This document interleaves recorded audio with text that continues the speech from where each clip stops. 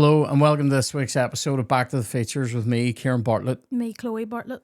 This week is all about Mrs. Doubtfire, the 1993 classic, starring Robin Williams, directed by Chris Columbus. Great Jimothy t-shirt here from Chloe. Jimothy. And I am rocking a Commandos 2 t-shirt. I don't know if you can you see the green beret from the Commandos games on my tits here? This is the guy, when you click on him, he goes, "Wah!" And then you click on him again, he goes, coming over. Oh, that's a great game. Anyway, has anybody had an art contest in Boston for the Commandos? Because they have for Jimothy. An art contest? Somebody made a stained glass version of Jimothy and won first prize. If you don't know who Jimothy is, he's this poor wee raccoon, a half critter, a halfling raccoon, isn't he? Like, but everybody loves him. And then he's actually the reason. If you're on our Patreon, you'll see us trying to draw raccoons from memories that happened, I think, because of Jimothy, didn't it?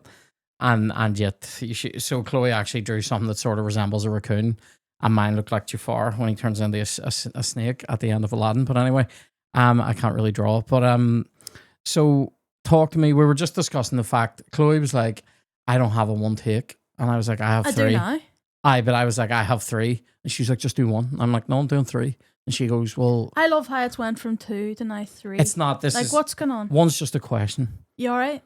Fuck up. Yeah. Do you need a new section? Do you know what? To fit in all your ideas? I was alright until you started getting mean with me, and now my wee feelings and all. But listen, so Christopher Columbus directed, written by Randy Singer and Leslie Dixon. Now, Leslie Dixon went on to write some interesting shit. So she did Limitless, which is a fucking great movie, which we'll probably do on here at some point with Bradley Cooper. She also wrote Pay It Forward. She wrote loads of really good ones. There's a whole list. Check that out. Her list of movies. The book was by a lady called Anne Fine, which is a fucking great name, because it sounds like somebody from here going, I'm fine. And it was called Madame Doubtfire. So it stars Robin Williams, who I've just written down here as Robin, and I've written Sally Field down as Sally, Pierce Brosnan as Pierce, as if like I know them all. Harvey Firestein, Scott Capurro, who I was meant to do a gig with in the Limelight one night, and then he didn't show up. Do you remember? Yeah. And I had to go on. I had to headline that gig.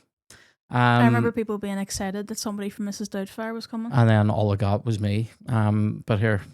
Whatever.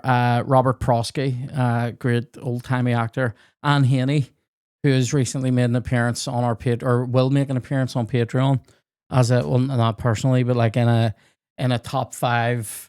She's in everything. Anne Haney, because she's in everything. She's also Greta in Liar Liar. Yeah, she is, and she's in Curb Your Enthusiasm and all. Then the kids are Lisa Jacob, or Yakub, I'm not sure how you say it. Lisa Jacob will say, Matt Lawrence and Mara Wilson, who we'll be talking about during this podcast, since the disdain. So this came out in 1993. They made it for 25 million. Go on. Guess that profit margin. What did it make? They made it for 25? 250. 441.3 million. Nice. Off a fucking 25 millioner. Like, that's sensational. What's the maths on that, Ciaran? 17 and a bit. Wow. Did you just do that there now? Yeah. Well, 4 would give you 100 million. Another times 4. You think explaining it would make it make sense, but it doesn't. Is it 17? Yeah, it's 17. It's just shy of 18. If it was 450, it would have been 18. Wow. And then a second highest grossing movie of the year. Can you remember what the first one would have been? 1993. Oh, Jurassic Park. Yeah. So, and Jurassic Park slaughtered everything and was double this, but like fucking 440 off a family drama. Pretty fucking good. Like, that's all Robin. Myth. It's all Robin. This week's episode is, of course, sponsored by our number one sponsor, our good friends over at Golden Popcorn and Gourmet Crunch. Golden Popcorn is an unbelievable company. They operate out of Antrim. So it's a nice wee local company, so it is. And they make this amazing popcorn here. This is the sweet and salty kind. They also do sweet. They also do salty. It's cinema style handmade popcorn. You can get it in all the big stores here. Tesco, Asda, Sainsbury's. You can get it in a number of the spars and garages as well. So definitely worth checking out. I love these wee dirts here on either side. These gourmet crunches. So gourmet crunch is like, they're like popped sort of cassava crisp things, and they flavor them with all manners of dirt. They have the Thai sweet chili. They have the cheese and onion. I would never be a weatherman. Just stay to me trying to like work out which way I have to point in order to make it work. They also have salt and vinegar. They also have smoky barbecue. They're 75 calories a bag, pretty much allergy free, I think, across all these products. Pretty much anybody can try them. They're all low calorie. They're all balanced, and they can be part of a balanced diet. They're great snacks. Highly recommend checking them out, especially if you're having a movie night. We are going to be running a popcorn competition soon, so keep an eye out for that. And yeah, we love Golden Popcorn, so check them out. Get over to goldenpopcorn.com. And yeah, thanks for sponsoring the podcast, guys. My real one take is that this is the funniest movie about a devastatingly real and painful divorce. I've seen other breakup movies, other divorce movies, and this is by far the funniest. I mean, Kramer versus Kramer isn't really a comedy, is it? Have you seen Kramer versus Kramer, the Dustin Hoffman movie, where he's getting divorced and it's pretty grim, and the kid comes to live with him, and there's the whole argument. You know, the argument scene with the ice cream in the freezer. It's a pretty famous movie. Like, I mean, it's fucking. It's a one and done. I'll watch this once. I don't need to go back. It's a sad divorce movie. Oh, it's real. It's not trying to be funny. Yeah, it's a real movie. I mean, there's some comedic bits in it. Also, another inexplicable divorce combo is divorce plus arm wrestling, and you get the Sylvester Stallone catastrophe called Over the Top, which is funny, but not because it's trying to be.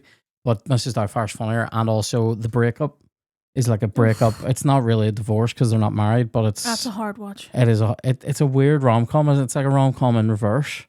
It's anti-rom-com. Yeah. A com-rom, and it's weird. But anyway, I think this is funny. What's your one take? That you can please your dissatisfied wife if you pretend to be a woman. There is that's pretty devastating. There is a bit in this where she basically where it's because when she says about like how Mrs. Doubtfire brings out the best in all of them, it's still him. It's like she wants like a brother, someone, a husband out of him. Do you know what I mean? She wants a mate, somebody that'll help. Yeah, somebody that's somebody that isn't there just to fuck about. That's gonna actually make the dinner. Help out around the house. I make it dinner. I help out around the house. What are you saying? Why do you want me to wear women's clothes? To make it about you? Because it all feels ulterior. Well, you're saying this. Oh, she wants somebody that's gonna help out around the house. She wants somebody to make it dinner. Like, Sally Field in this film. Okay. This is a funny one take because it's not real. That's my real one take. These are just observations. One is a question though. One is this isn't that funny. Miranda could lighten up. But is she mostly right? When she gives... See, this is what I think makes this an interesting film. You're mostly on Robin Williams' side the whole way through. Yeah. But in the 2 or 3 scenes where she gives a bit of shit back and says how she's feeling, it makes it feel real. And because both people are kind of right, but they've both done stuff that's a bit shitty. Yeah. Do you know what I mean? Like when she doesn't speak up in the court, it is a bit shit. Like... And then, and even when she's going for custody, why can't they not just agree to joint custody? You know, it sort of makes it real. Do you know what I mean? Like the way, do you know, like in you want, like if you were writing villains in something, right? If you're writing a villain character, you want the villain to have a real world point of view, and that makes them a better villain. Like if a villain can actually give you a convincing argument to why they're doing something crazy, it makes it a better villain. And she is kind of a villain in this, but she gives a very convincing argument. When in the scene when she talks to Mrs. Doubtfire about why they're getting divorced, where she says, like, you know, she just hated who she was becoming because she was always having to be the fucking party pooper because he was too much of a party animal. Does she discredit her own argument, though, by loving Mrs. Doubtfire? Well, a bit, but I think she discredits her argument more by immediately jumping on James Bond. But anyway, who can resist Pierce Brosnan in the 90s? My last little observation is just the children in this family deserve to be heartbroken. That's they all melt me. Every one of them is a melter. Are you serious? What? Every one of these kids annoys me in a different way. and they always have, even when I was a kid. What? Surely that's for later on then, and right, Razzie Reel. We'll get into it. It's more. Yeah, it's Razzie Reel. It's director's cut. It's probably director's cut because it's stuff I would change. I'd recast those roles. But anyway, listen, it's all in front of us. My real one take is the divorce movie one. That's my sure. You know what I mean? The other ones aren't really weirdly big takes. I don't view it as that. Isn't that weird? A divorce movie? Yeah. Why would you view it as? Robin Williams is hilarious. A family comedy. Yeah, but it's about a family falling apart because of comedy. Yeah, well, watch history. Like, yes, let's get into watch history. I remember watching this as a kid and loving it. Yeah. And not being upset by it. Like, it doesn't ever, like... It upsets me more as an adult than it ever did as a child, but it's because I didn't understand it. I think the setting, the music, the actors, everything, it feels nostalgic in a really lovely way. They do, even though it's about a quite serious topic. They do everything in their power to take that serious topic and make it light.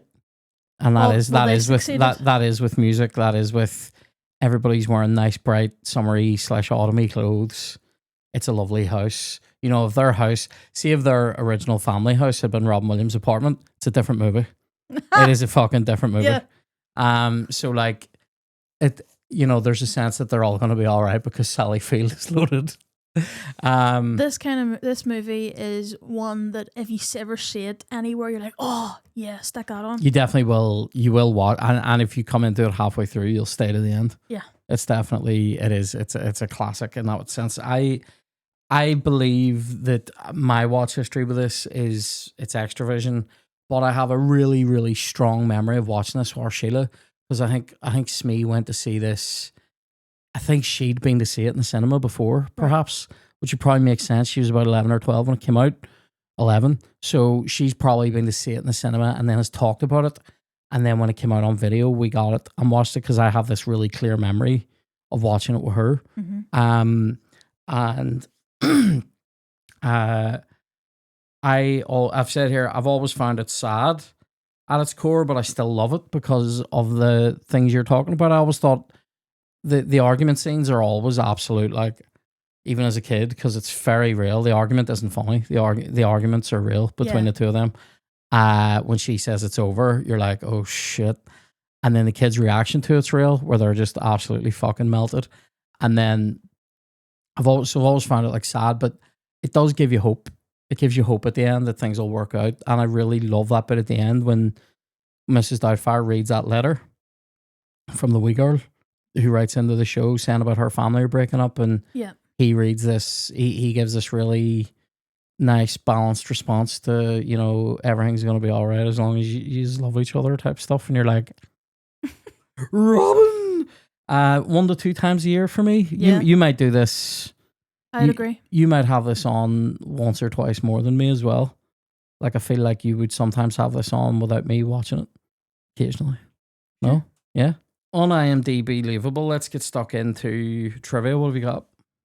I've got some whoppers here for people who were maybe going to be casting this. The teeth falling into the glass and the line "run by fruiting" was improv. I didn't know "run by fruiting" was improv. That's a fucking great line. Blake Lively went for the part of Natalie, the youngest daughter. Right, okay. When she was a kid and didn't get it because it went to Mara Wilson. Actually, I didn't know she was a child actor. Was she? Yeah. Mara Wilson got the part because apparently in the auditions they asked everyone that was auditioning for it, what would you do if you found out your dad was dressing up as your nanny? Yeah. And a lot of the kids were like, and didn't know what to say, and she just started laughing and said she thought it was like she'd be on the floor laughing if it happened, and they gave her the part. She seems like a good crack now, which is the main thing. Warren Beatty was Anne Fine, the author, was so her first choice to play Mrs. Doubtfire, but I think he knocked it back. He did knock back a lot of movies, especially in the 80s and 90s. He just started being really selective about what he was doing because he was huge in like the 70s, early 80s. Tim Allen turned down the role of he turned down both the roles of Daniel / Doubtfire and the role of Stu. So he could have been Pierce Brosnan. That's because he was Infinity and Beyond. Yeah. Well, not yet. Not yet. Not yet. No. Another 2 years for was Infinity. he Santa yet? maybe when was Santa Claus out? 94, 95-ish. He was definitely probably on Home Improvement at this stage. Remember that show? Anyway, that's my Tim Allen. But the thing about, and sorry, this is interesting too because it ties into the same shit. Daniel Stern turned down the role of Stu. Daniel Stern is the other villain in Home Alone, not Joe Pesci. Yes. So here's my take on both those things. They're both like comedy actors, Tim Allen and Daniel Stern. And I think Stu works better when it's fucking James Bond because, you know, even though he hadn't been James Bond yet, he was Remington Steele, so he's a cool bastard, Pierce Brosnan. And I think there's that kind of Robin Williams would be looking at a guy like that going, you motherfucker, how can he compete with the guy with the fucking washboard physique and the tall, he's the quintessential tall, dark and handsome 90s housewives favorite. So like it's funny and it works better because if it was another comedy actor, you'd be going, well, Robin Williams is funnier than him, hence has more value than him. Washboard means nothing unless you can cook a dinner and throw the Hoover over the carpet. I know, I know. He's on the fucking scrap heap next week if he doesn't. But Pierce doesn't need to cook. Pierce will fucking order it in because he's loaded. Do you know what I mean? So money counts. Money counts for not making dinner. Surely. Speaking of James Bond, Chris Columbus was a massive fan, and he was also friends with Pierce Brosnan before he was James Bond. And they had a conversation, and he was like, "You'd be really good at James Bond," and he was like, "No, I think that ship sailed." And then apparently, when the movie company came in, Chris Columbus recommended Brosnan, and then there you go. A few years later, I happen to know that there was a nightmare. You see, because they wanted Timothy Dalton to do a third Bond, and then there was a whole nightmare of scheduling, and then it kept getting put back, and then eventually he just wanted out of it. And Pierce Brosnan was supposed to slide into the Bond role around this time, and then it didn't happen. So that's maybe why he was saying it's sailed, right? Because he was supposed to do something around 92, 93. And then it looked like it wasn't going to happen. And then they finally got permission to do another Bond movie with somebody new. And it was GoldenEye, which is that his first? Chef's Kiss. Yeah, it's his best one as well. It's fucking incredible. I know you love the opening animation and the singing over that. And Chuck Jones, who's the iconic animator for Looney Tunes for Warner Brothers, supervised the whole animation. Amazing. And in the DVD release, there's a full 5 minutes of that animation. Mental. As a special feature. It's like a rip-off of Tweety, isn't it? Tweety and Sylvester. It's that type of thing. I like that, and I like Chuck Jones. His name would always come up. He has the cool, remember his actual signature would come up. That's me doing it there, by the way. So there's something about that old Hollywood vibe of like, you know, on the lot, if you've ever done the Universal tour in LA, Alfred Hitchcock's wee office is there, and there's something about him going on to a movie lot, and this sort of gives me the same vibe of like somebody sitting on a movie lot drawing cartoons. Of the way cartoons used to be. Should be. Yeah, I know. Make proper animated, not computers. Overstimulating. You know, just like fun, good times. Yeah, the current crop of CGI ones are overstim, aren't they? Like it's mental, just how it's like. Is it? I don't know. This is totally sidebar as well. There's an advert at the minute that keeps coming on because I'm watching Desperate Housewives for fucking mini Spotunes. Oh, I keep seeing that out as well. And not because I'm not watching Desperate Housewives. Are distorted and like high pitched and squeaky. Yeah, it's really annoying. But I remember like when we were Scooby Doo, not like all like adult actors, and they're just talking normally. Yeah. So there's something, I don't know, cartoons nowadays. I never liked Fred. There's something about Fred and Scooby Doo. In the old cartoons where he just strikes me as a creep. He's a predator. Anyway. Oh, I'll just magically vanish with Daphne, who's clearly the hot one. But the Tom and Jerry style. Maybe I'm a creep. I'm talking about how hot cartoons are. What?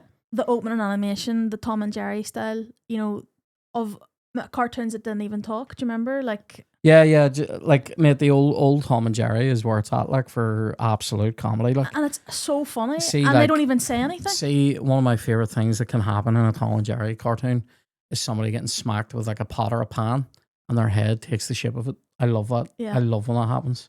Mate, there was a time there we were sitting watching. There was clips from Roadrunner, and it's fucking hilarious. No, it is. It's so funny, like of that cat and mouse. And again, there's nothing being said. Do you know what's funny as well? The thing that Seth Seth MacFarlane did. That was like a lot of them were taking the piss out of those old cartoons called Seth MacFarlane's Cavalcade of Comedy or something. You can see it on YouTube. And it's just like they do a brilliant rip-off of the Roadrunner and Wile E. Coyote, where Wile E. Coyote finally catches the Roadrunner. It's a fucking amazing. Catherine O'Hara, who is the mum from Home Alone, turned down Miranda because she was acting in a Nightmare Before Christmas. Is she Sally? Yeah. I think. George Carlin, Gene Wilder, and Charles Grodin were all considered for the role of Mr. Lundy, the boss. Gene Wilder would have been fucking great. Now, Robert Prosky's great, to be fair. This is a good bit of trivia. I don't know if you saw this one. Robin Williams, when he was in costume, did you read about this? When he was in costume, he went into a sex shop and bought a big dildo and a load of other toys in the costume just to see what people did. And like he said, it was hilarious. Amazing. This isn't even trivia I looked up. I just know this. The judge is an actor called Kick the Mic, called Scott Beach, who gets barfed on in Stand By Me. He's the guy who's running the Barfarama. He's running the Barfarama, the pie eating contest. He's the guy that goes like, sort of goes, don't listen to him, Lord Ass. I mean Billy or whatever. Can't think of Lord Ass's real name, but like he's that guy, and he gets barfed on. Christopher Columbus said they shot it in a documentary style, right, with a ton of extra cameras on to catch reactions because they didn't know what Robin Williams was going to do next. So it was to always have reaction shots of whatever people reacted to what he did. Have you any other ones? Because I have a couple left. The lights really did melt the cream off his face, and that's how that started. That's how that thing happened where he drops, there you go. Let me see. 4 hours a day in the makeup chair. One more interesting thing was Williams had dressed up like a granny like this before and was on stage with Andy Kaufman playing Andy Kaufman's granny. They also, when he would do the improv, he would say different things and make jokes about other pieces of media, like other things that were big at the time, and they would have to get clearance off people and all. Can he mention, when he says about this Dances with Wolves motif, they had to get clearance to have lines like that in there. And last one, this was a good one. This is one of my favorite bits of trivia. So the mask that he continually is seeing like putting on and taking off and that gets run over in the street is just a prop, because the real mask is like 8 different pieces of mask on his actual face. Mm-hmm. Great trivia. My favorite piece. I really like that. I probably think that mask is my favorite piece of trivia. I just think that's great. Like, let's talk Oscar clips. What's your favorite part, Sam? Well, it has to be Robin Williams, doesn't it? Yeah, I mean, he wins this film, doesn't he? Like, just through and through. It would be nothing. Has there ever been anybody else like him? Jim Carrey is probably the closest in terms of just sheer ball of energy. Put this guy in anything. Yeah. There are other people too who aren't probably just. I mean, Bill Murray maybe. You're crediting Bill Murray with. Bill Murray's an unbelievable comedy actor. No, I'm talking about like Robin Williams is a legend. Bill Murray's not. You heard it here first, guys. I mean, the guy, the Ghostbusters. Your mummy would agree with me. Mum probably hated Robin Williams too. Mum basically hates anybody that's funny. Oh, I've just realised something. Mum basically hates anybody. She used to hate Jim Carrey, Steve Martin, Chevy Chase. He fucking probably didn't like Robin Williams as well. You know what I mean, though. He's totally standalone. He's his own thing. No, and I would agree that probably Jim Carrey is the closest. Well, Jim Carrey's definitely the closest, but I'm saying like in terms of other people like who could go in and the voices, the improv, the actually being funny doing those things though, because a lot of people try and fail. Will Ferrell is also probably in that same bracket. Like he's in the conversation, but he's third. Like, sure, you know what I mean? Ben Stiller maybe. The cast. Hold on a wee second. No, you're comparing Ben Stiller to Robin Williams. I'm saying in terms of somebody. Let me explain what I'm talking about here. I'm talking about somebody who can go in and do these larger than life roles in comedy movies that are ludicrous. Don't get me wrong. I like Ben Stiller and I love Meet the Fockers or Meet the Parents. But he's playing Ben Stiller in those. I'm talking about ones like the ones where he's ridiculous, like Starsky and Hutch or fucking what do you call it, dodgeball, or what do you call the fucking is he in that fucking no, what's the other one I'm thinking? He's an Anchorman as well in a ridiculous costume. Like he can do the larger than life stuff. Yeah. I'm not saying he's at the level of Robin Williams. I'm just saying Robin Williams and Jim Carrey are probably in that boat on their own. Yeah. I mean, don't ever say Bill Murray's not a legend, because that's a fucking disgrace. But yes, Robin Williams is the best thing in this film. I think the casting is really good because they actually look like a real family. They do look like a real family, but I also think the 3 child actors are fucking melters. Are you going to leave it for Razzie? I'll leave it. No, I'll leave it. I'll leave it. Yeah, sorry. The House also gets an Oscar clip for me. That house is OMG. The house is sensational. Amazing. Steiner. Oh, very nice. Like, see craft houses. Yeah, they're sensational. That's like who I am. Like if I could afford a craft house, or if I knew how to build one. That's who I am. Like I need to be in a fucking frilly nightie and fucking run up and down the stairs like Willy Winky. There needs to be a stained glass window somewhere in that house. Of Jimothy. Preferably circular. Like the wee one, there's like a wee porthole in the one that house. Right. And it's cracker. Just lots of things being written down for Christmas here. I believe the first row is sorry, I love the opening. I love the opening scene of him doing the Figaro. I love all that. I think it's really funny.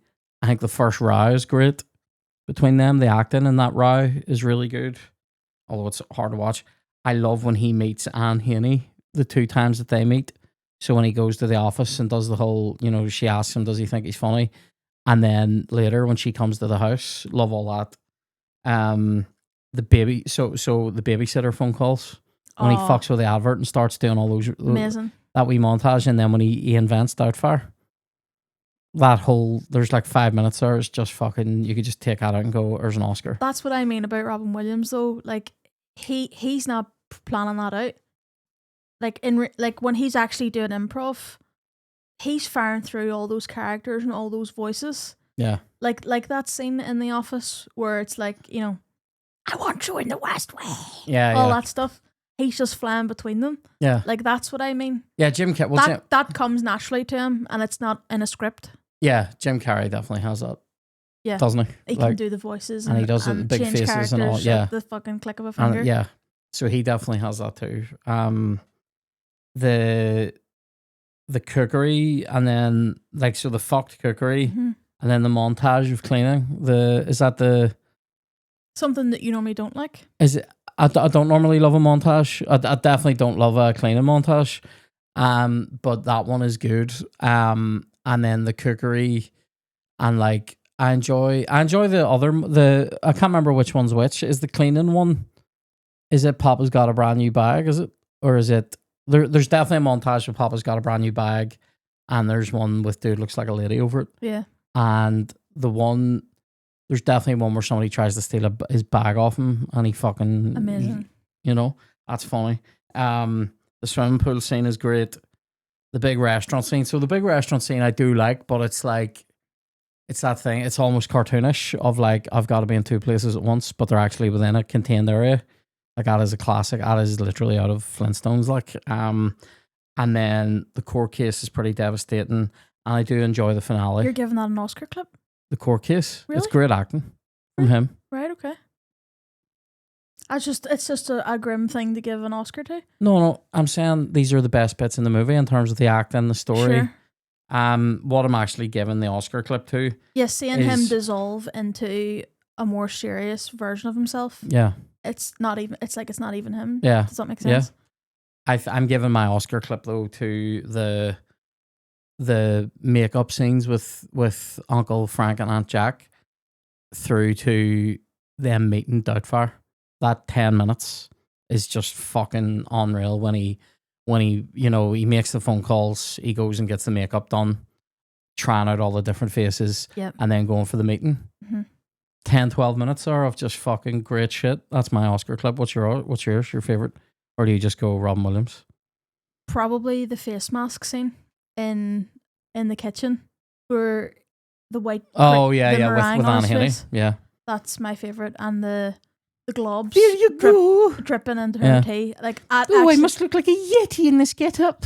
That actually caught me the other night, fully belly laughing at that. Yeah, no, it's unreal. Of it full of dripping in, as you're milking your sugar. It's so gross, actually, when it drips into the tea. I always think it's funny when she lifts part of it and goes, that is funny.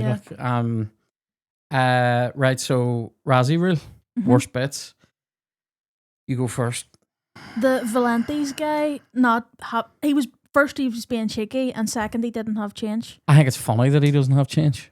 No. Because he's like, nah, fuck you, you're tipping me. Like, I've just driven here with this food. It's fair. But he's already paid extra for the rush. In real life, I'd want to headbutt him, but in the movie, it's funny. Yeah. No. Do you have change? And he just goes, no, I don't. It's the smirk, and he's a cunt. That's what I mean. That's my Razzie rule. I'd like, The judge is a motherfucker, like, especially at the end when he says, you're a very convincing actor, and gives him the year of supervised visits. Like, he weirdly reminds me of the judge from Shawshank. That sort of exchange of, even though Robin's innocent and he loves his children, the judge doesn't give a fuck. Yeah. And he's like, here's the long dick of the law, just fucking sliding in. I love the judge in Shawshank. He chooses to see that was a sinister thing and not a desperate act to see his children. Yeah. It chills me just to look at you. Yeah. What about that's from Shawshank, by the way. That would be pretty dark in this. Right, so I have a couple here. They seed the Heimlich maneuver quite early, where she says, "Oh, you're trained in CPR and first aid," and he says about the Heimlich maneuver, and it's like, this is too specific. I wonder if this is gonna come up again, and it does, because really. I don't like stuff like that in movies when it's too obvious. See, I would never have picked up on that. See, and then what about Miranda being straight on to Pierce's wab, like, as Doubtfire says, the bed sheets aren't even cold. Before you move on, is that not the exact note that you would get off somebody when you're writing a script? Oh, right, so we're just supposed to believe that Robin Williams knows CPR and how to do the Heimlich, and you're like, well, yeah, maybe he's got kids, maybe he's learned. You know what I mean? Maybe that's a ludicrous statement I just made. I would argue that isn't a Razzie. Like, that's not egregious. It's not egregious, but it makes me go, like, I wonder if that's gonna come up later, and it does. Things like that bug me a wee bit. Miranda straight on to Pierce's wab should bug you a lot more than the Heimlich maneuver thing. Yeah. She's straight on it. Like, well, I didn't hear you saying that. All right, well, straight on to the wab on the James Bond's knob. Like, that's 00 heaven. You know what I mean? That's not right. The fucking ring mark isn't even off her finger yet. Do you know what I mean? You said the other night we were watching this, like, literally next scene, the ring's off her finger, which is the first meeting of them. I've never noticed that before. That she doesn't have her wedding ring. That wee meeting's rotten meeting, isn't it? Because he's just sitting there being like, It's suggesting that they've already met. Oh, they've definitely known each other when they were younger, but then there's like he's definitely sniffing it. Yeah. You know, where she goes like, she's like, oh, well, we're trying to, we obviously you want to restore the house. You want it to, go back to its former glory or something. And he's just like, you still look fantastic, Miranda, or some shit like that. And you're like, all right, Pierce, fucking put your wab away. Right. We're getting into it now. Miranda then reacting. This is it. It's not just that she's straight onto the knob. It's she reacts then. She overreacts to hearing when she hears that Daniel has some woman at his house, which is Mrs. Doubtfire, by the way. She reacts though, being like, oh, he's already dating somebody. And I'm like, the irony of ironies. Are you not in absolutely huffing Bond wab? Like, you know what I mean? Like, just anyway. Prosky looking for puss at the end. I don't need it. When he's like, oh, does she have a lady friend for me? I'm like, you're 95, cunt. All you need to worry about is what color of pan you're getting. You know what I mean? Like, just don't. It never leaves, man. What about that's a massive broad statement there. What about because I'm talking from experience of a lady who'd spoken to me before, and she was like, when her friends all started getting older, she was horrified that men in their 80s were still active and talking about it and all this, and there was quite a graphic story told to me about bed shopping and the requests that he had made for the bed, and this guy was decrepit. Like, what was his request? I can't even say it. Oh, I need it though. No. Am I allowed to say it?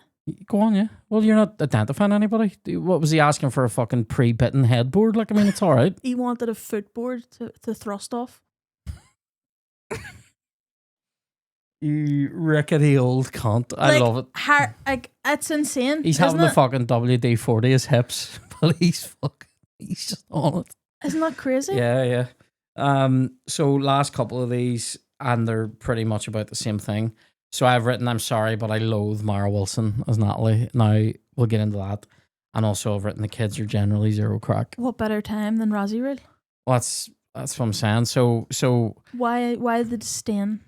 Right, so... For innocent children. Right.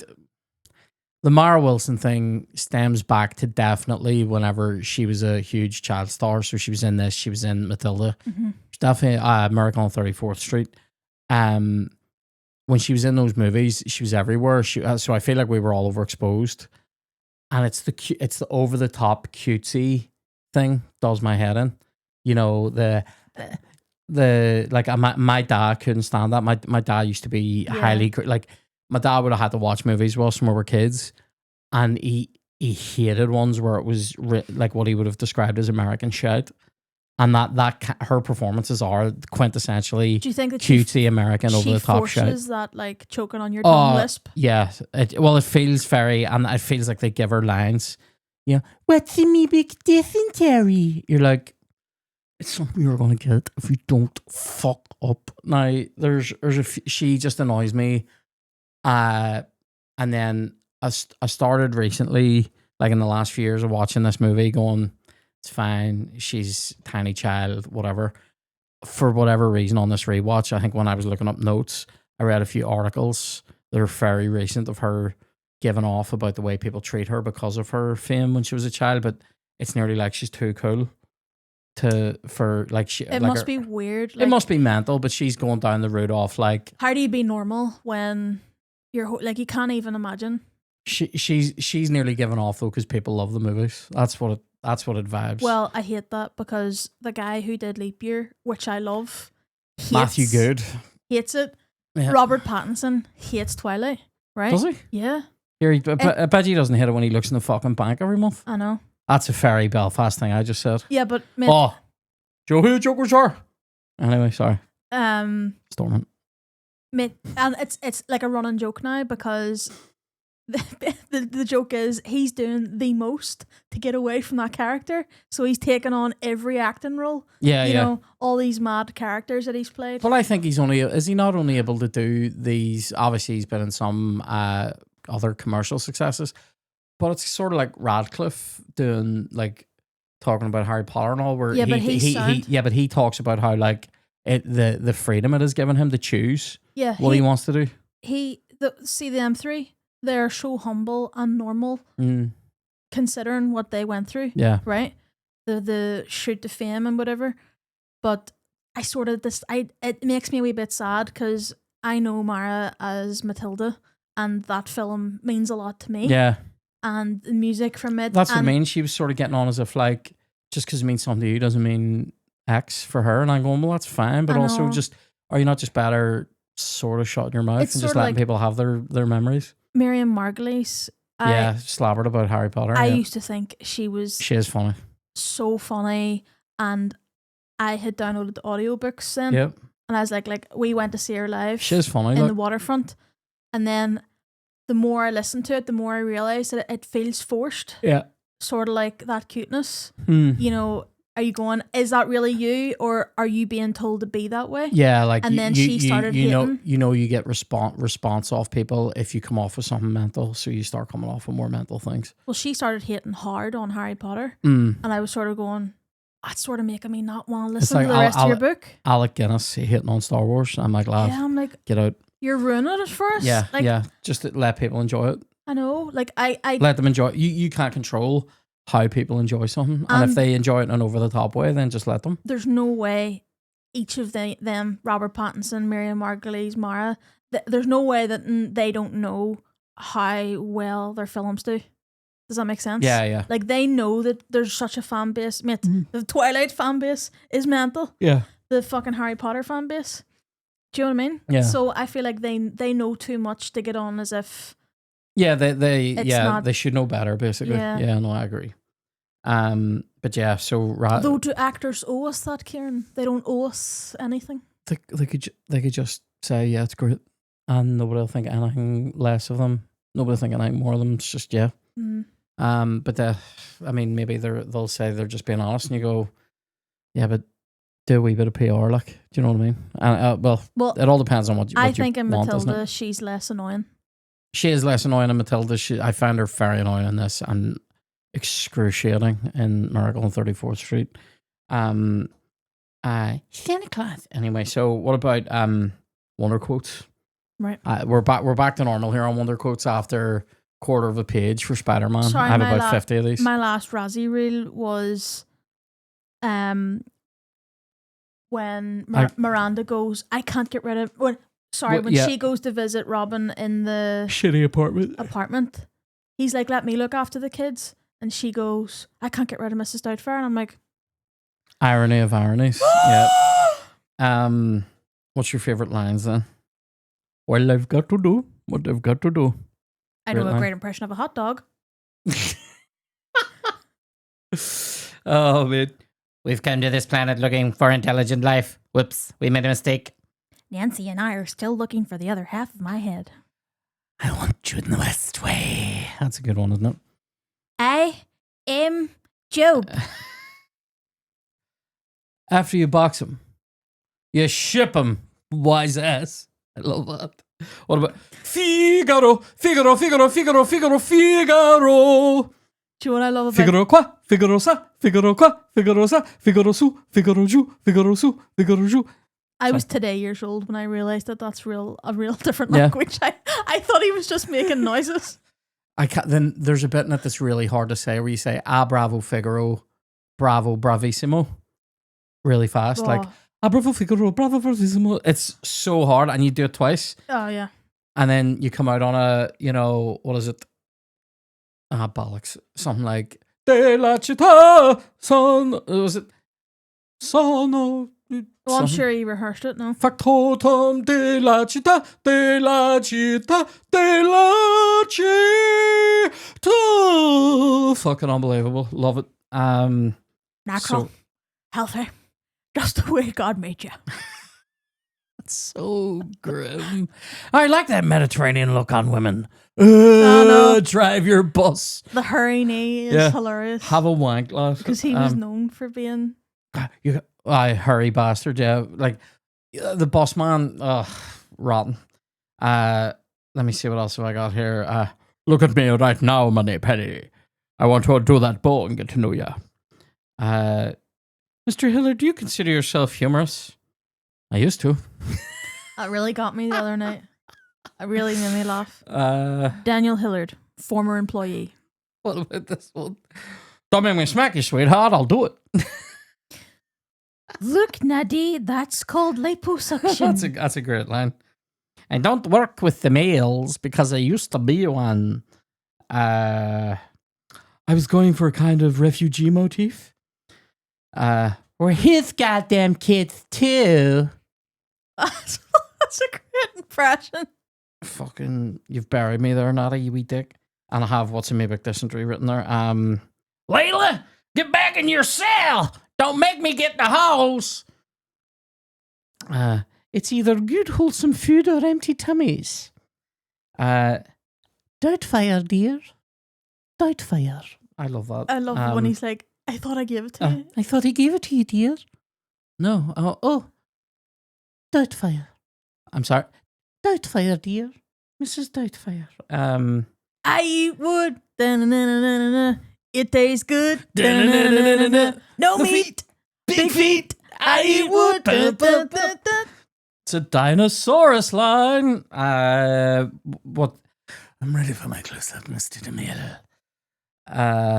It was such a shanda. Matchmaker, matchmaker, make me a match. Don't bring around a cloud to rain on my parade. I love that bit so much. Those the different Going through the characters. acting that fucking the old Spanish Cleopatra type lady. Where he's like, everybody love him. All this and all fucking amazing. God bless you. You know, I love all that. Do you know a lot of actors say that they can't get into the character unless they have the costume on? Oh, really? And it's like once they look at themselves in the mirror and they've got, what's going to be shot. Mental. It helps them. They can transform them. Mad. I didn't know that. Would you be like that about stuff, or do you just feel more? I think it would help. Yeah. Like if you've ever watched like the making of Thriller, when he was getting like the air bladders and all glued to his face so that the mask would move. Yeah, that's right. He was like, once he saw himself with the teeth and the contact lenses and all, you can like get into the character. You know? Aye. Suppose when you're doing stuff that requires a big costume like that, and the costume isn't just like, here's a pair of trousers, like, do you know what I mean? I admire your honesty, Natalie. Never lose that. It often disappears with age or entering politics. Would you be careful with this one? She's an old woman. That's my best Harvey. He has a great gravel in his voice, doesn't he? I must look like a yeti in this get-up. 1 drop or 2, dear. Oh, there you go.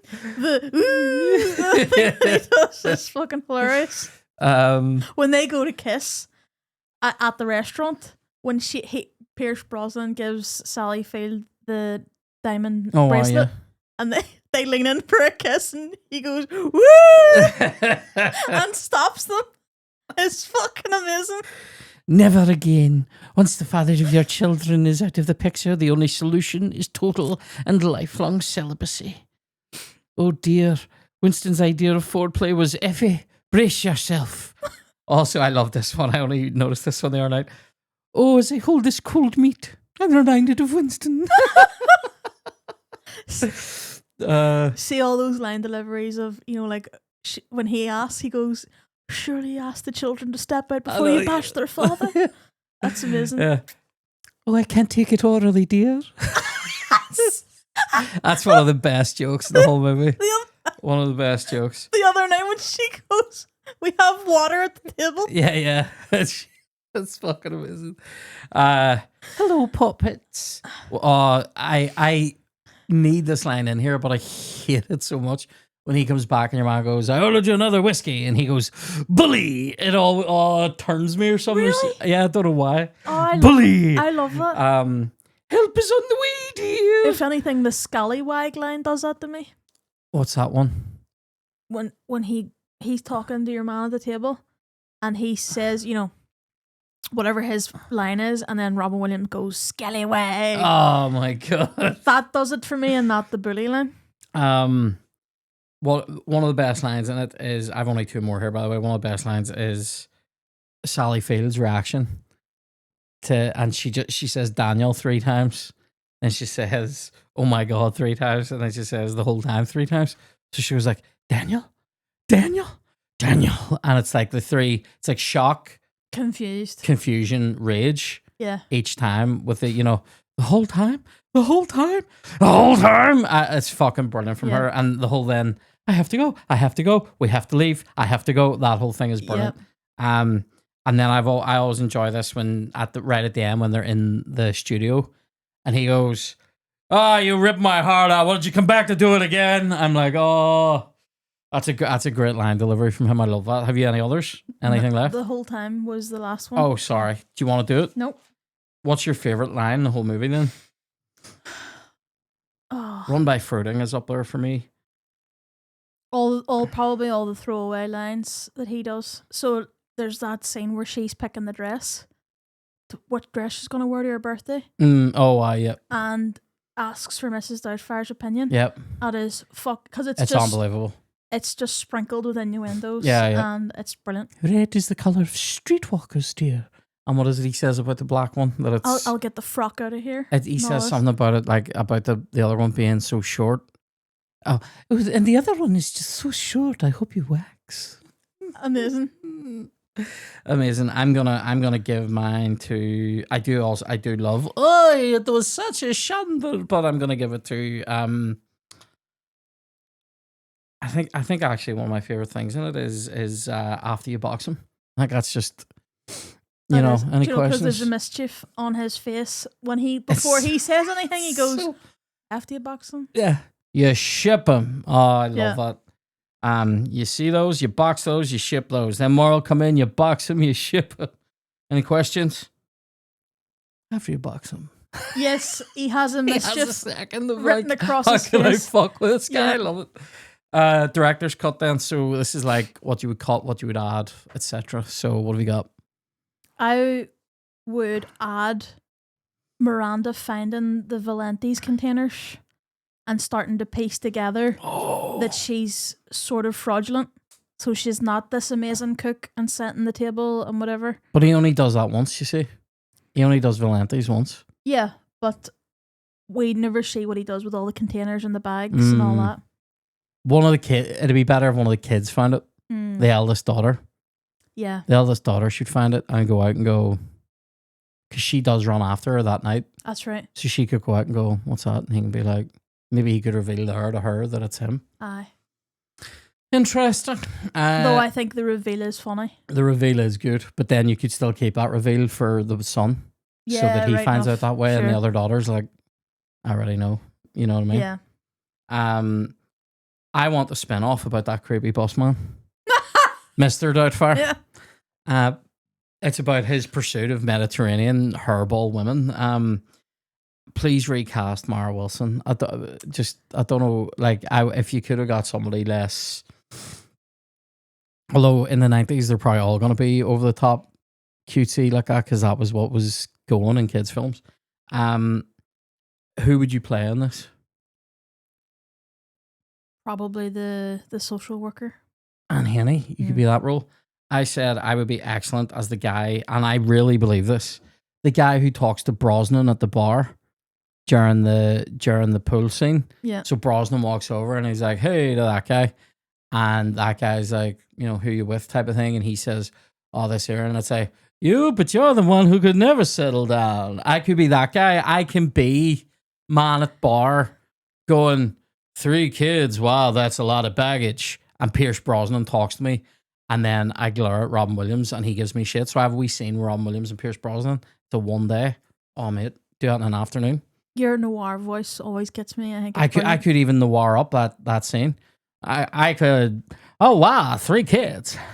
That's a lot of baggage. See, I mean, like I could. You know what I mean? I could be me. You know what I mean? Do you know what I also love? The character that you can do where it's like, you'll join me here today. It's like the World War II old-time newsreader voice. Yeah. It's fucking brilliant. I am a 1940s British Broadcasting Corporation reporter, coming to you live from the beaches of Dunkirk. Like I can just be that guy at the drop of a.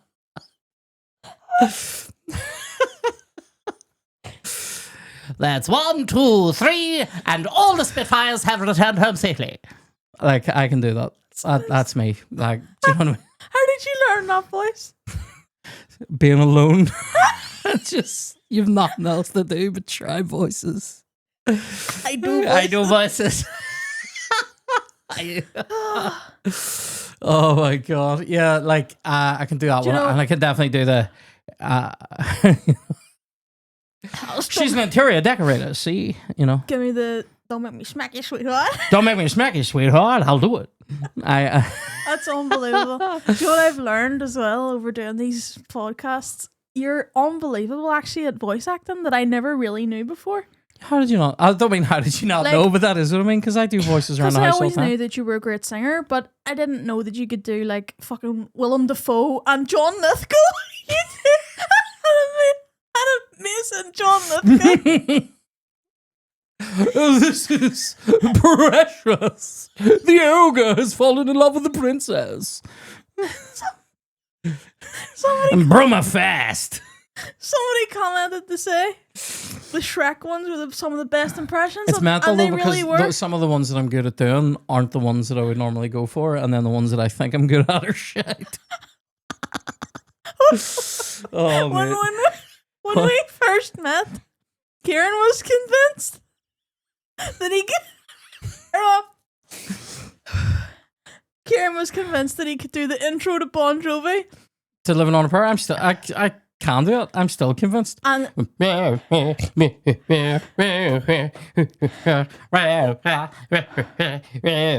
Now we've since discovered that it actually what it can do is the guitar part in the Cardigan song "Favorite Game." I can do that. You saw the bit, Yeah. I'm losing my favorite game.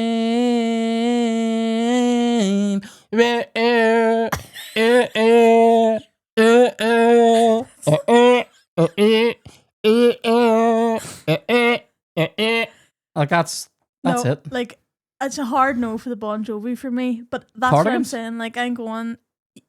I knew that you were talented, but it's pleasing to know that you can also do great impressions of Thank those you. actors. I'll take any positive reviews I can get.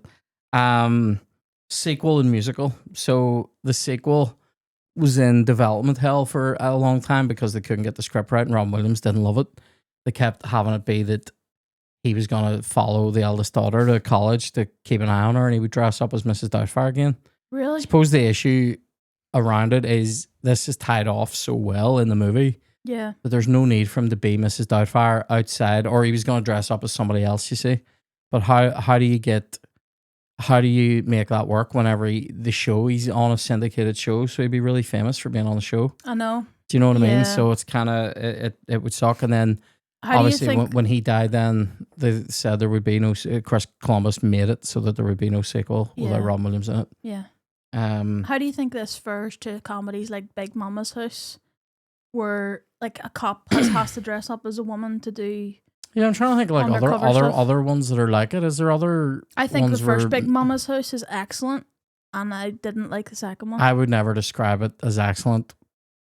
I thought it was okay. I thought it was a passable. See, I love Martin Lawrence. And I think Martin Lawrence. I love him in the first couple of Bad Boys movies. I liked him in Black Knight. there was is a movie amazing. there was a movie called Nothing to Lose that he was in with Tim Allen that I enjoyed.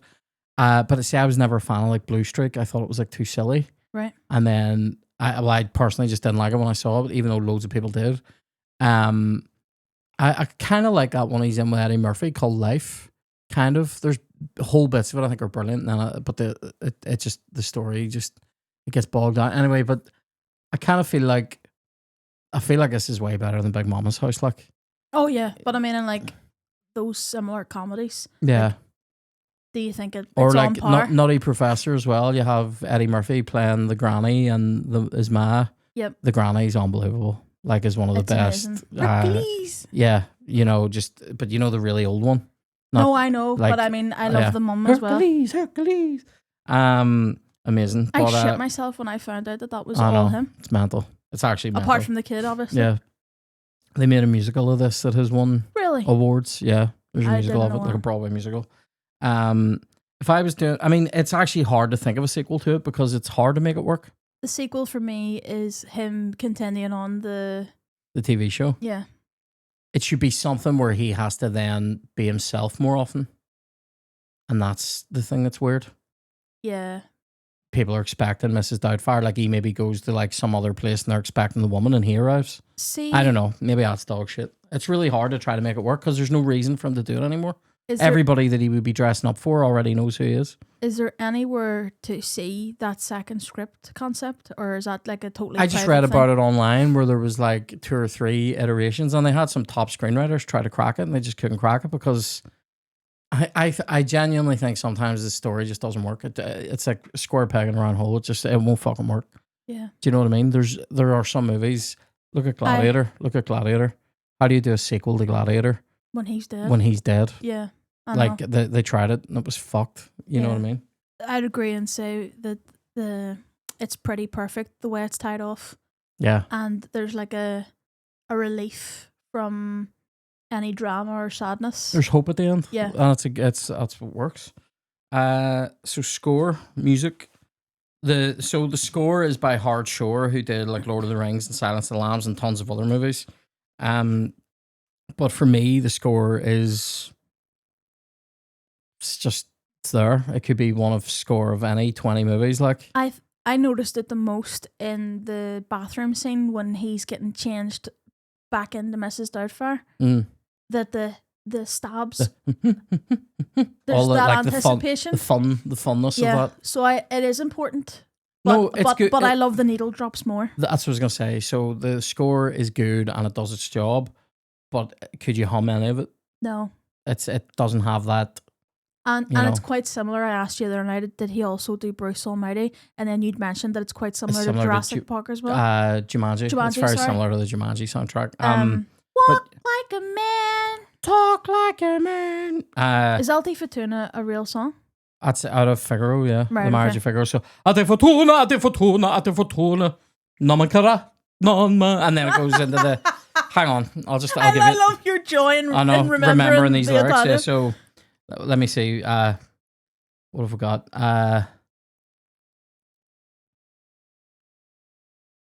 Yeah, so it's that wee bit. Bravo Figaro, bravo bravissimo, bravo Figaro, bravo bravissimo. Ate Fortuna, Namakara, la la la la la la la la la la la la la la la la la la la. Ate Fortuna, Namakara, and then it goes into the Sono il factotum della città, sono il factotum della città, and then you're. Do you want to translate us? It's literally. I know the bit that goes. Figaro qua, Figaro qua is like Figaro here, Figaro there, Figaro here, Figaro there. Right, okay. Then it goes like that he's all over the town, and he's the factotum of the city. Sure. Like the fucking the number one guy in the town. That's basically all what it means. So a lot of shit, like to say this guy's number one in town, like Jump Around is playing at the start when the party. Jump up and get down, and how 90s are the clothes and everything. It's just so early 90s, and yeah, it's like a wee bath, isn't it? It's a wee hug from the past. Dead up, dude looks like a lady. Dead up. I know an interesting thing about Aerosmith that I think is very cool about them. Because they all look like grandmothers from Alleytown, but I enjoy that they have a thing that they call Dare to Suck, which sounds weird, but it's a thing where when they're having a band meeting and they're talking about like what new songs they might do, it's like, this is a safe space, bring ideas that are mental, because for every 10 that are shite, we'll get a Pink, we'll get a Love in an Elevator, we'll get Dude Looks Like a Lady, you know. Because they do have some big huge songs that are sort of, we go, it's a bit mental, but it's kind of cool. I love the breakdown at the end. I was like, ooh, what a funky lady. Yeah, he's an unbelievable singer, wasn't he? Like in his prime, like. Oh, there's a guy at the minute. Oh goodness, I can't think of his name.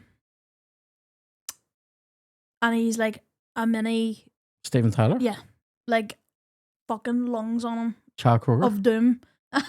No, I must get it because he's really, really good. Fucking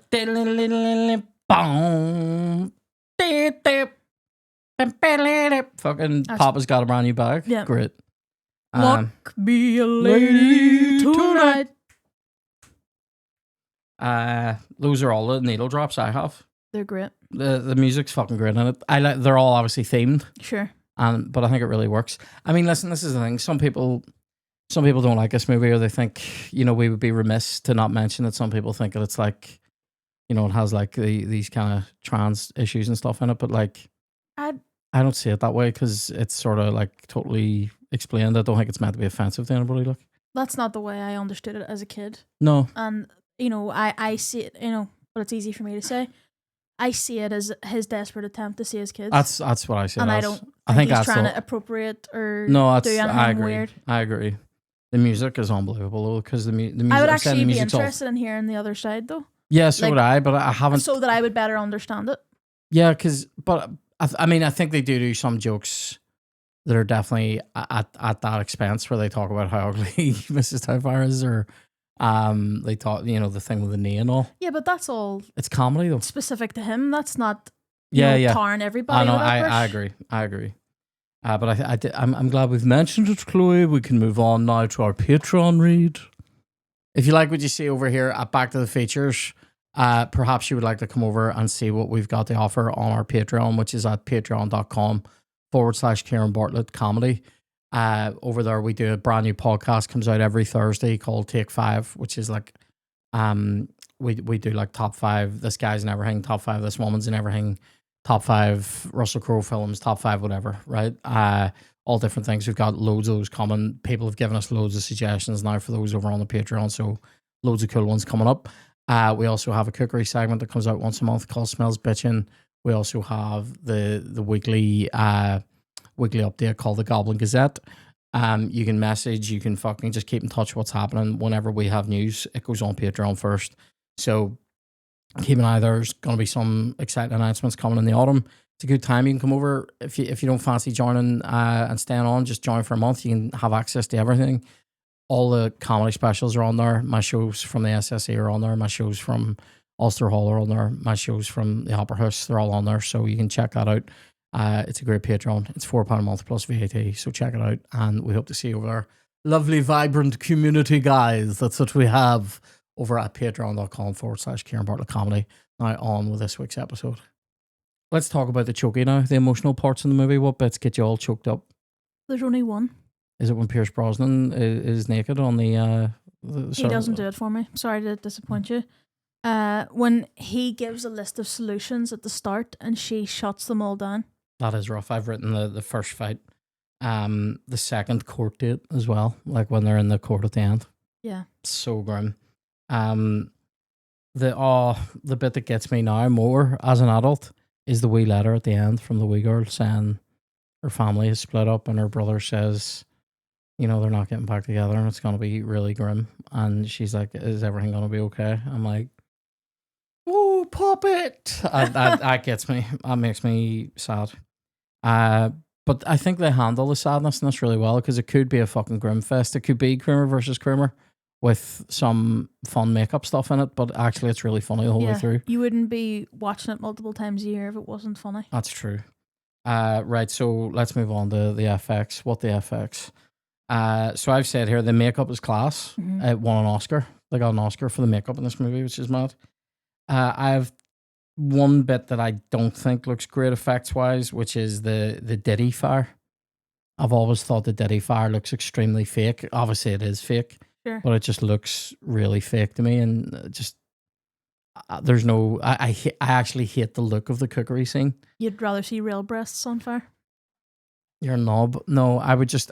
I've always hated the whole look. It just looks, everything in the kitchen looks like it's made looks like prop food, and it just all looks very proppy and fake to me. It is very chaotic. And the whole, like, you know, pouring a touch of basil and the whole thing goes in. Now that does happen sometimes, but then it's like I just hate things like that where it's watching somebody fuck up cookery. It melts me.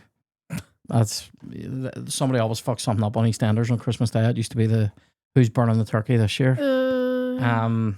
Not that we watch EastEnders, but I used to when I was a child. Anyway, any effects for you? No, they're all brilliant for me. Like I love the. I love when the truck makeup runs over the face and leaves the tire mark on. I always think that's funny. Right, let's play Hunt Double because there's two here. So one of them is actually during that chest fire scene. You can see that it's not Robin Williams. But the most egregious, this is Hunt Double. This is when we talk about when you can see stunt doubles. The most egregious one, and it is egregious, isn't it, is Pierce on the diving board. Now, Pierce doesn't do a lot of stunts because in GoldenEye, which is actually GoldenEye, Pierce Brosnan, by the way, is where the term Hunt Double came from, because it was me and Jonny were sitting watching GoldenEye on my old Xbox 360 one night, and I just went, that's not Pierce Brosnan. He goes, what? I went, that's not even him. And he was really on about, and on Xbox you're able to pause and zoom in. So I paused and zoomed it in, and you could see it's not Pierce Brosnan, it's Pierce Brosnan, right? And he's just fucking somebody else, right? And all he was doing was just running. He's just running down he's not even on anything dangerous, he's just running. And I was like, Pierce, do something, like you're James Bond, at least, you know. I know. Some actors insist that they do it. I know, yeah, but he's not that guy. Like, he is is this something that if I trip I could break my neck, right? Somebody else is doing it. To be fair, when we were shooting Bender, there was a scene where a lot of people are sprinting down like a long and very dark and genuinely dangerous alleyway, and the ground's very uneven and grim, and they all did it, and multiple times they did it, and I was going, this is hurry enough, like, do you know what I mean? Like, because you'd be real easy. I mean, I have, no coordination. So, like, I could see myself going on a hoop, having to do that once or twice. I don't know that it would go as far as Tom Cruise is, like, breaking shin bones and all. Yeah. But I would, like Emma Watson and all, they insisted on doing their stunts, when they jump onto the dragon in Gringotts. Gringotts! Sorry. That's all obviously green screened and whatever, but they still had to run and jump onto this prop. Yeah. And I think there's a fun in it. And there is. It films better then. It's always going to look better if you do it. But this is very well done, I will say. I had no clue that was a stunt double doing the dive. It is very well done, but when you see it, you can't unsee it. Speaking of diving. You laughed when I showed you it. That's hilarious. And then you laughed whenever I showed you it was Pierce Brosnan on the diving board. Speaking of diving, we watched a Statham the other night. Oh. And he has a diving scene, but he was a diver, wasn't he? Yeah. Mate, Statham. So when he goes into that, like, whatever, that fucking over the head lock thing that they do. He did like a big full thing, didn't he? It was amazing. Mate, Jason, if you're watching. Big fans. I'm writing a project for you. Love it, to be in it. Do it. Change our lives. I don't even need to meet you. I won't be weird. I promise. Apart from right now. I know, yeah. Apart from right now. I would get all the weirdness out of the way now during this pitch. I'm writing some for you. We love Statham. Like, do you know what I love about Statham? His movies are great. Well, the one the other night was the Mechanic: Resurrection. A ludicrous action film with Jessica Alba. There wasn't much acting going on. Jessica, let's be serious. But here, I just love what I actually said to Chloe, because we tried to watch some before it. I won't say what it was. We tried to watch some before it, and we're like, this is fucking dog shit. And we did like 15 minutes, and then we're like, right, let's do another 10. And then I said to Chloe, during that 10 minutes, I'm one more shit bit of dialogue from tapping out of this, and literally the next scene, was a terrible line, and we're just like, right, we're out. And then I was like, what about Statham? And we found one that we hadn't seen. We'd seen The Mechanic, we hadn't seen the sequel, and we went to put it on. I was like, do you know what I love about Statham? I know that every time I need Statham injected into my veins, he's gonna deliver. Yeah. I'm not asking for give me an Oscar winning performance here. Do you know what I'm asking for? Somebody does something that pisses you off, Jason, you kill everyone. That's what we got. He's brilliant. I was so impressed with the dive, and then mid dive I went, fuck, he was a diver, wasn't he? Yeah. And mate. Because sometimes when people have like Gordon Ramsay was in the football and all before. Yeah. Sometimes you get confused as who did what before they were in what they're doing now. He was legit like a Olympic style diver. Like, man's a fucking hero. Right, so credits roll. This is where we find funny names and stuff that you wouldn't want to tell your family you're playing in the movie. I personally wouldn't want to tell my family I was playing Stunning Woman, played by Betsy Monroe. She's the one that comes up to the bar that he hits on. What about Stirring Boy 1 and 2, played by Kenneth Liu and Jeff Liu? Just don't. It sounds creepy. Who were you, Mrs. Doubtfire? Stirring Boy, right? Be any other ones? There, a guy called Chuck Brown, which made us laugh because he was in the crew. That's just his actual name. Yeah. A great name. To Chuck Brown. Chuck Brown sounds like, this is Chuck Brown, and there's throwing shit as well. Yeah. Adam Brandt played Man in Men's Room, which is a character you never want to be because you sound like you're fucking lurking about the urinals. And then William Newman played Mr. Sprinkles, who sounds like he has some sort of fucking kidney failure issue, like, you know what I mean? Just wee dribbles. The crane operator was called John Lovelace. I don't know why I found that funny. John Lovelace? Yeah. Mental. And how many times has he got slagged for having that surname? But the best one for me was the construction coordinator called Dick Clot. That's a really unfortunate name. It is an unfortunate name. I would make people call me Richie. I would just make them call me my middle name. Imagine having the surname Clot anyway. That's down to the registration. Imagine being called Brian Clot. So yeah, like if he marries Chuck Brown, then their family could be, hi, I'm Ciaran Brown Clot, like, you know what I mean? Yeah. Or Clot Brown, I don't know which is worse. Right, so for any other business then, wrap us up. I had a question. You had a question for you. Oh, right, go. Would you recognize your dad if he was dressed up? Weirdly, my dad looks like Robin Williams in one of our photo. Genuinely did. Like, I think I can't remember, it was my niece or my nephew. It's like, Granda, when they saw one of our photo. And then there used to be a guy, do you remember, on the West Link? Without the blonde hair, obviously. Yeah, but he even dressed that way. Sure. You know, and without the murderous, photo collection development hobbies. There used to be an advert, I can't remember what it was for, some cleaning or window cleaning place or window place used to be on the West Link, and it was a billboard, but then they did it like the guy who owned the business was like looking over the top of the billboard, so the billboard went like that, and then there was a wee man, and that guy looked like my dad, and my nephews, every time he went past me, like, Grandpa! So would I recognize him? Because I find it hard. I would, because he would look like my Auntie Josie. I find it hard to believe that the kids never know it's him.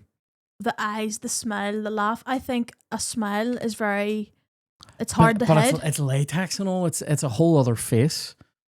So maybe like it is changing the shape of your face. Also, you wouldn't be thinking my dad's dressing up. It's like here we've seen some ones on Undercover Boss that are very fucking convincing, and then you see ones where it's like, really, you just believe that this guy he has orange skin because they've just put foundation all over him.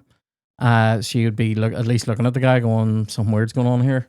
You know what I mean? I think some of them know that it's their boss. Sure. And then they do nice things so that they get a big reward. Well, the other thing then was, did any of you have a funny babysitting story? You know, and anything? No. The only one, this isn't really a funny story per se, but I have very fond memories. Well, I have fond memories of when my nephew was off sick from school one time for a long time. He's off for about 6 or 8 weeks. Some chest infection thing, he couldn't shift. And that whole time, we just played FIFA Street. Like he was off school. I was doing my PhD, and I would work for a certain amount of hours a day, but it would all be at nighttime usually. And then during the day, I was just fucking playing FIFA Street all the time. It wasn't really babysitting either because he was like a teenager, but it was a fun time. Going back to Robert Pattinson. See, sorry, we're both the youngest. Sorry, so we never get asked to do babysitting. We're usually being babysat. Yeah. You know? Going back to Robert Pattinson earlier, somebody said that when they were being babysat, their babysitter let them watch Twilight, and then she got scared because she thought she was a vampire. And then she thought the babysitter was a vampire? Yeah, and that's why she put it on. Oh my God. Somebody found a dirty DVD and said it was unreal.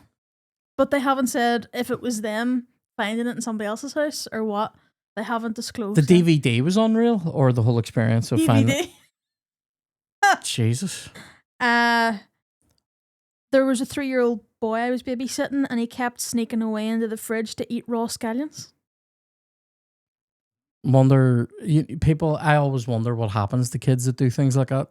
They probably become brilliant at something because they're weird. So they become class at something because they're weird. You know? Mad. Somebody said when she was babysitting for someone, the house was broken into and she slept through it. Which is mental. That's not the first time I've heard that either. What, you sleep through a break-in? There's somebody that I know. That's not speaking into existence. There's somebody that I know that their very phone was taken from under their pillow, that they had charging under their pillow was taken and they didn't wake up. What sedatives are they on? Can I get some? I know, isn't that mad? I feel like I would. Somebody farts next door and Chloe's awake. You know what I mean? I feel like I would feel the presence in the hall before they even got to the room. You say this, but there's times where I'm standing right over your face and you don't move, so I don't know. Anyway. Well, remember yesterday? What, this? Is that what you're on with? No. I'm not doing anything. There was one time. I know it's that. There was one time you had got up and I didn't know. And when I opened my eyes, there was just your figure out in the hall, and it scared the shit out of me. Mental. Because I didn't think to reach over and go, Ciaran. Yeah. I just saw a figure of a man. I frequently freak out on the get-in and the going to sleep. Because if you make noise during my fade Your out, descent. My descent, like there's usually like a you know. Yeah. Not so bad now, but used to be worse. Not so bad now. It doesn't happen as often now. This was my favourite one. When I was 8, the woman that was babysitting me baked a full cake and let me eat the whole thing before her parents got back. Fucking right. That's an excellent baby. That's me as a babysitter. I know. We'll see now, because if I baked the cake, I would definitely want a piece of it for myself. But anyway. And then we'll finish on this one. Some kid dropped his baby brother on the mantle and the babysitter passed out. So that's good, isn't it? He dropped his baby brother on the mantle. Right. And the fucking babysitter passed out. What, just from a freak out? Going, oh my God. Mental. So that's good, isn't it? In a crisis. Well, this has been a lot of crack. Can we remember what next week's episode is? You have to declare it. I do have to declare it. I've written the list. Can I consult the list? Sure. So next week's episode is going to be Rob Reiner's 1992 immortal courtroom drama, A Few Good Men, which is probably literally my number 2 film, probably of all time, behind Heat. It's certainly up there. It's in my top 4 sort of changes, top 5 movie. Changes over and over again, but it's always the same movies, just in a different order. Heat's always number 1. That's like probably my most watched film of all time. I love it. So we're gonna get stuck into that next week. So join us for that. We'll be asking you what your legal issues are on Instagram. So for any other business. So we'll see you next week. Take it easy.